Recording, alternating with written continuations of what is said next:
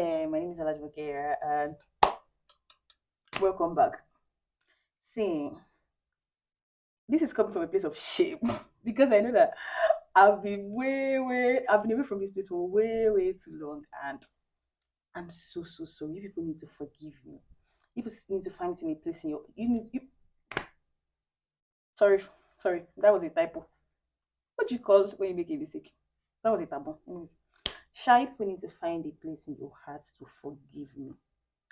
Please forgive me. Anyways, how are you guys? How are you doing? And I'm back. I mean it this time. I am legit back, and I hope I'm very consistent this time. Thank you for sticking around for this long. And if you're a new subscriber, if you're a new person, please please subscribe to my channel.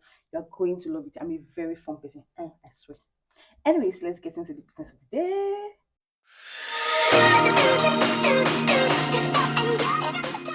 So, first of all, let me give you a heads up. This video is a life update, like things that have been happening in my life, the big girls decision I have made, and I'm so excited to share this with you. So, anyways, first of the days that I relocated, yes. I mean, if you know me personally, you know how much I've like wanted to like leave Nigeria, how much I've like wanted to like have a fresh start somewhere. And anyways, I've dropped out twice. That's from like uni and all of that. So this is like kind of like a huge big deal. It's like a big deal for me because I decided that okay, anyways, it's time to like put on my big girl's pants and make a good decision for my life.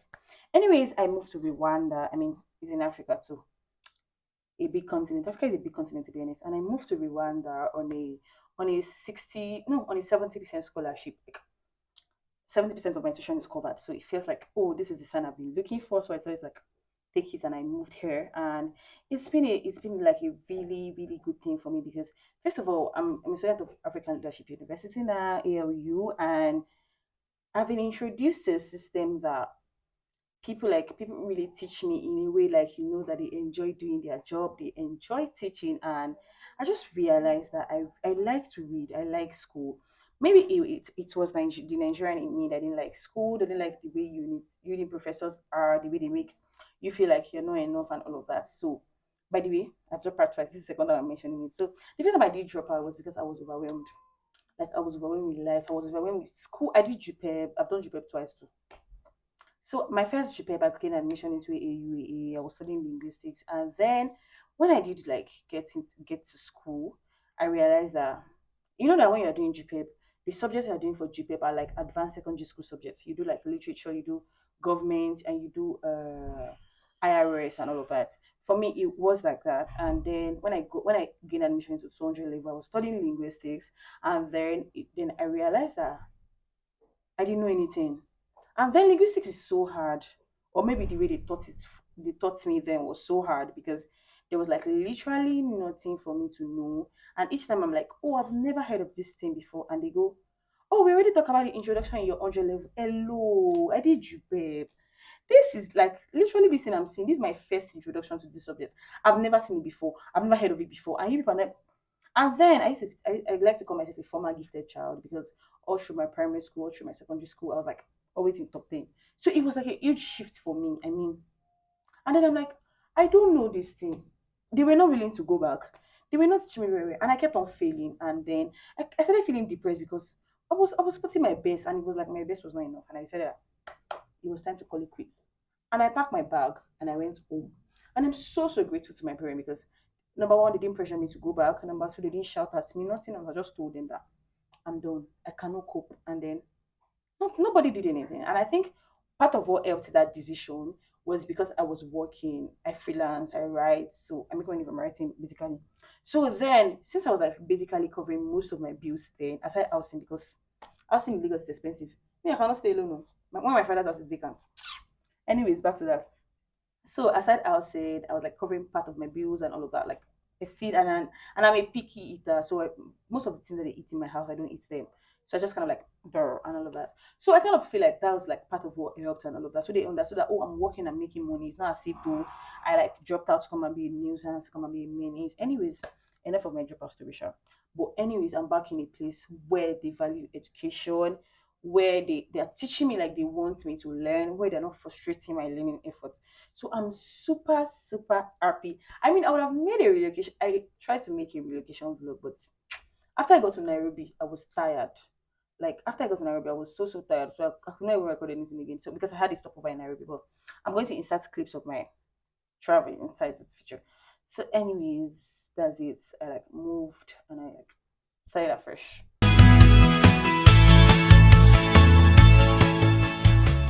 So the second part of this video is going to be like my experience, how my experience in Kigali has been so far.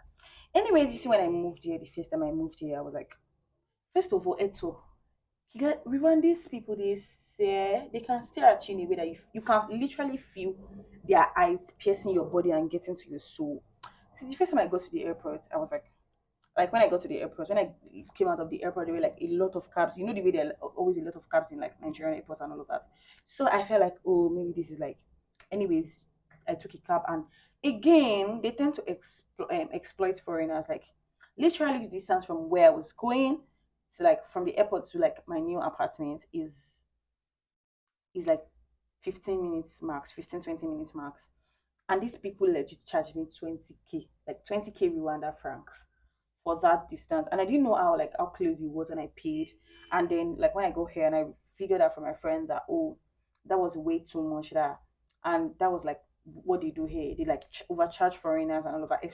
So they speak Rwanda. That's like I don't know if it's their official language, but that's like basically everybody that's from here speaks that, and they all understand it. You get. So if they see that you cannot speak that language, they are going to overcharge you like mad, like literally. And it has been like, what happened? And again, I you see when I started like setting up my place, when I started going to the market to buy things, I realized that these people can stare into your soul, man. Like legit, they would like be talking about you, they were staring at you. You would know they are talking about you because they will not take their eyes. I mean, I look back and I saw you staring at me and our eyes met, and you're not taking away your eyes. I mean, even in Nigeria, when you're gossiping about somebody, you're looking at the person. When the person look back, all of you look away so that you don't know you're talking about them or something. But this place, they will look at you. What do you want to do? Nothing. Anyways, and I'm slowly getting used to it. Now it doesn't bother me anymore because I feel like you've not seen a superstar before. Don't worry, you can take it. You can take it in. But anyways, that's how it is. And then when I go to the market, I realized, and again on that thing, since most of them speak Rwanda, you have to like break your English into bits for them. And I realized that it has been affecting like my normal English too, because I have to like I have to just say me go. You should get this kind of thing. Like how much, you don't need to like join the sentence. You just need to like pick apart the important parts. They will understand that important part. That's all of that. And then it has been a really fun experience for me because me, I will negotiate. When I went to the market to buy tomato, they said that a kilo of tomato is 1,000. The woman told me 1,500 Rwanda francs, and I'm like, my friend already told me that this shit is 1K. So why do you want to charge me 1,500? I say no, 1,500. And again, another thing, this like when they do like this, it means five. I forgot. I think it's Margaret or something like that. I don't learn languages easily, so and I've only been here for a month, so you have to pardon me. So, but when they do something like this, it means like this is five. So when you want to like take a bike, and again they use bike a lot in here, like a lot. And I really, really like it because and the bike when they're not like all those Nigerian bike, it's like all this like power bike kind of thing, and you can only carry one person, and both of you like have to wear helmets. So the bike men always have like an extra helmet, and they're very strict with road laws here. I mean, there's like good roads, there's like constant lights, like there's literally 247 lights. But it's expensive like mad. And I mean, I'm paying my lights bill, and I'm like, shit, I'm spending too much on lights. But anyways, there's always constant light, there's constant water. The roads are good. We used to have traffic sometimes, sure, but I'm on bike. And bike man will always navigate out of traffic. And again, they tend to take bikes a lot, so they call it moto. So like the bike is like literally you can take it anywhere. School, outing, everywhere. You can just take it anywhere. So I kind of like to take bike. And then what else? Where I stay is like very close to my school, so I didn't want to stay in the school stay because I feel like I want my space, I want my own cubicle, I want my own space. I don't like staying with people. I get cranky and all of that. So I took a place that's not too far from school, but it's just my place. So, and I really, really like my room. And my ship I would have shown you guys about my room currently, but it's very, very scattered. I picked recording this video over cleaning my room. So you guys need to thank me for this unpaid job that I'm doing. I'm joking. Anyways, it's been like a really, really fun experience. I really, really love the year. I swear. And I feel like I'm going to like do more to be here. I'm going to like put myself out there. I'm going to volunteer in school. I'm going to like do more to put myself out here and all of that. So I do like coming here. I'm going to again. I forgot to tell you, my degree is 3 years. Like for a BSc, it's 3 years. I'm getting a BEL, a Bachelor in Entrepreneurial Leadership, and I realized that oh, this is something I really, really enjoy. I mean, solving problems like for Africa. I mean, every example in class has been like catered toward Africa, Africans, and all of that. So my school standard is like we're building the next generation of African leaders, and I really, really believe that because the education is accessible, the quality is great, and yeah, so we can make Africa great again. Nigeria, head out to do what fighting, believe. Anyways, that's like about me. I say about me. That's like about everything I've been up to in this place. And I decided that I was going to record this video. If I don't record this video, I'll procrastinate again. Now let's now beg the lazy girl in me to edit it.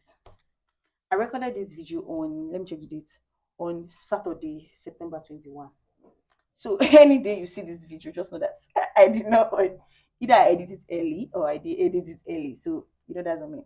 Anyways, how are you guys? Please tell me how you are. Any picture decision we made recently, you can tell me all about it and let's discuss. Anyways, you can follow me on IG, the Olajimoke Era. You can follow me on TikTok, Queen Era, but the Queen is spelled different. Like, the era is spelled with an X instead of E. So Queen.hxra. Kind of like it. Sounds cool.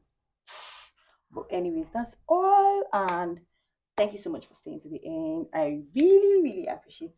Don't forget to subscribe. Don't forget to like. Don't forget to share my video to friends. And see you next week with a more exciting update. I hope. I'm going to like prepare more for next week video. So I'm going to have more things to talk about. I just wanted to get it out of the way. Thank you. I love you.